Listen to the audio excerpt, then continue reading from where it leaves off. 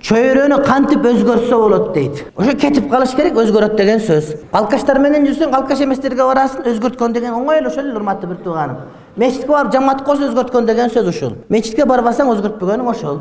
Чөйрөнү өзгөртүү бул адамдын өзгөрүшүнө алып келе турган маселе. Пайгамбарыбыз алейхиссалам Маккадан Таифке барып дават кылды. Эч ким укпады сөзүн.